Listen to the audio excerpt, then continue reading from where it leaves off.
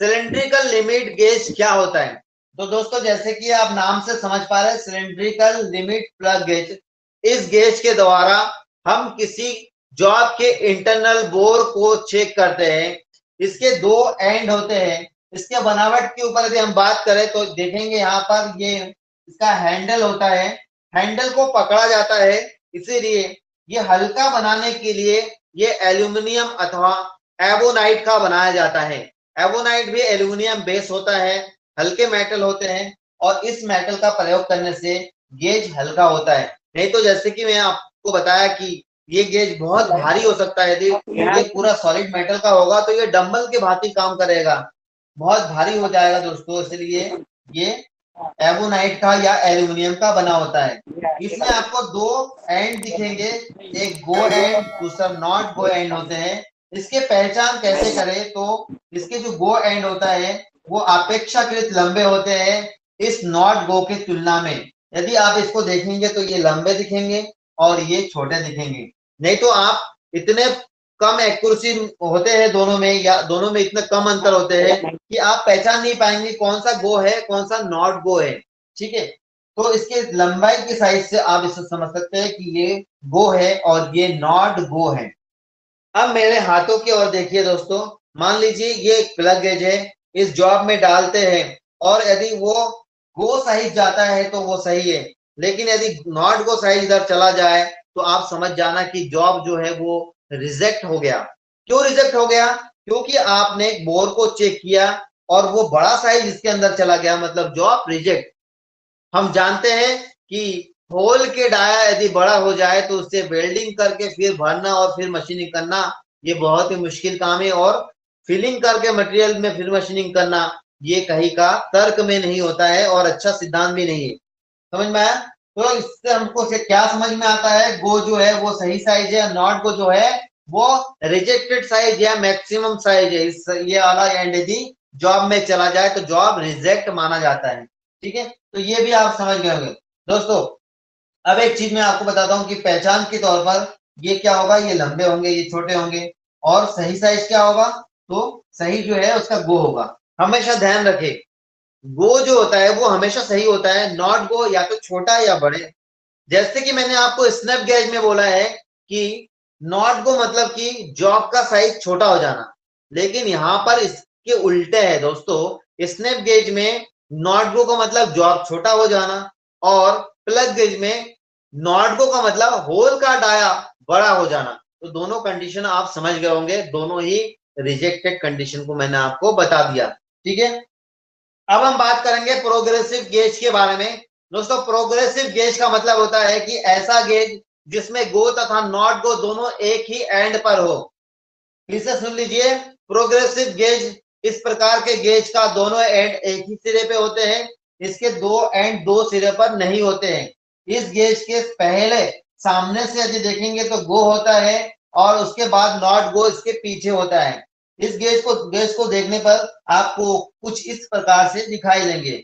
इसके गो सिरा सही साइज को प्रदर्शित करता है। यदि किसी जॉब में गो साइज चला जाए तो आपको समझना चाहिए जॉब बिल्कुल सही है, और यदि नॉट गो जॉब में चला जाए तो आपको समझना चाहिए कि बोर का साइज या होल का साइज जो है वो बढ़ गया है या मैक्सिमम साइज में हो गया, जो कि रिजेक्टेड साइज में माना जाएगा।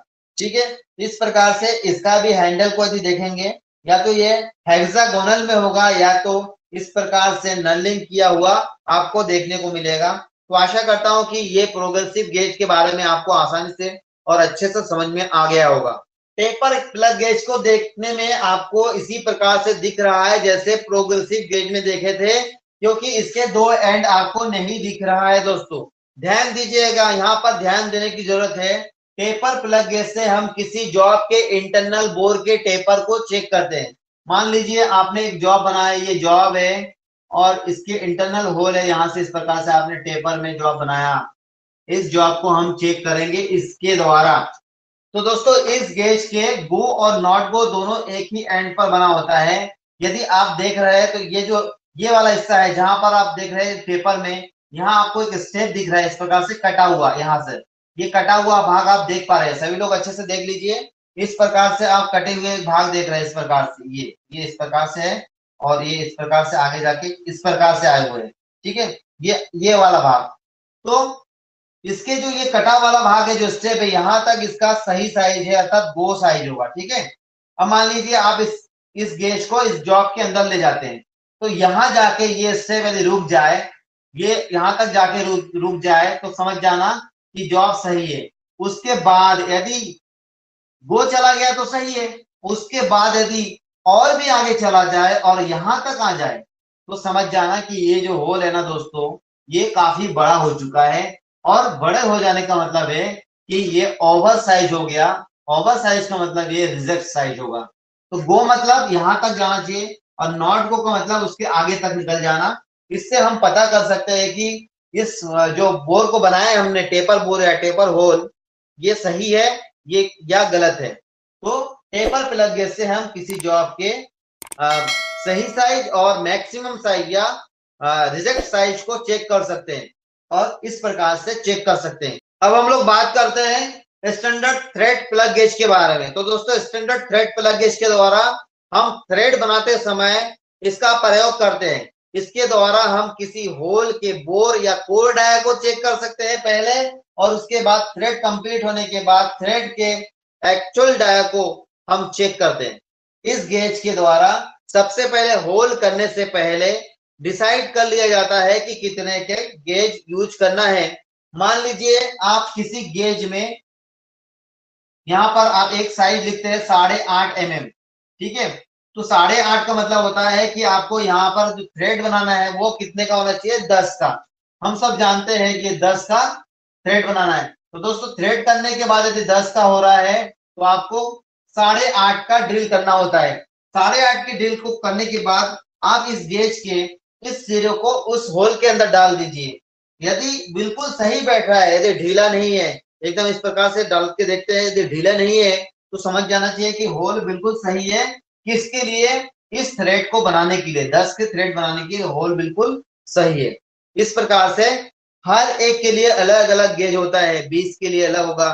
मान लीजिए 20 का आपको थ्रेडिंग करना है, तो ये भाग 16 का होना चाहिए, ठीक है ना। इसी प्रकार से गेज का निर्धारण उसके थ्रेड के हिसाब से और उसके पिच के हिसाब से फॉर्मूला लगाकर तैयार किया जाता है। और उसके बाद फिर हम इसके द्वारा जॉब को पहले होल को चेक करते हैं, और यदि वो सही रहे उसके बाद आप टेप के द्वारा थ्रेड बना सकते हैं। अब हम बात करेंगे थ्रेड लिमिट प्लग गेज के बारे में। जैसे कि आपने पहले भी लिमिट प्लग गेज को देखे थे, वो सिलेंड्रिकल गेज थे और वो प्लेन था। लेकिन यहाँ पर आप देख रहे हैं इसके दोनों साइड थ्रेड है। इसके एक साइड में गो लिखा हुआ है, दूसरे साइड में इसमें नॉट गो लिखा हुआ है। पहचान के लिए इसके गो साइज थोड़ा लंबे होते हैं, जबकि नॉट गो साइज इसके कम होते हैं। इसके और एक पहचान ये होता है कि इसके नॉट गो साइज में यहाँ पर एक इसके जो हैंडल होते हैं, यहाँ पर एक आपको ग्रुप मिलते हैं, पूरे सिलेंड्रिकल ग्रुप मिलेंगे। ग्रुप मतलब होता है, मान लीजिए आपने पार्टिंग टूल से एक कट लगा दिया पूरे सिलेंड्रिकल, तो वो ग्रुप हो जाएगा। उससे भी समझ सकते हैं कि ये नॉट गो है। दोस्तों, इस प्रकार के गेज का प्रयोग हम किसी थ्रेड करने के बाद, किसी स्टैंडर्ड थ्रेड करने के बाद उसको चेक करने के लिए करते हैं। तो करना क्या है दोस्तों, जब इस गेज का आप यूज करेंगे तो सबसे पहले आप यूज करेंगे इसका गो सीरा। गो सीरा को जब जॉब में डाला जाता है तो इस चीज का ध्यान रखा जाता है कि एकदम सही बैठ रहा है कि नहीं।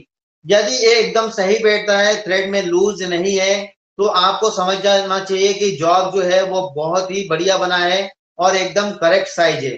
जॉब यदि सही साइज होगा, अंडर लिमिट में होगा, तो गो साइज बिल्कुल सही जाता है उसमें। अब मान लीजिए आपने गो साइज जॉब में डाला और उसमें लूज हो जाता है, तब आपको नॉट गो सिरे को ट्राई करना चाहिए।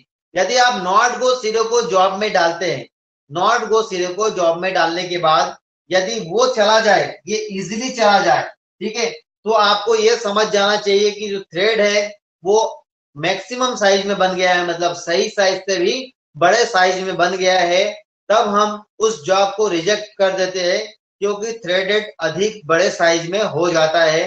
तब उसे हम रिजेक्ट साइज या मैक्सिमम लिमिट साइज बोलते हैं, जो कि हमारा कोई काम का नहीं होता है।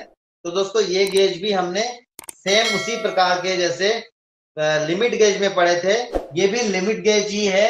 अंतर सिर्फ ये है कि ये थ्रेड वाला गेज है, दोनों साइड इसमें थ्रेड होते हैं।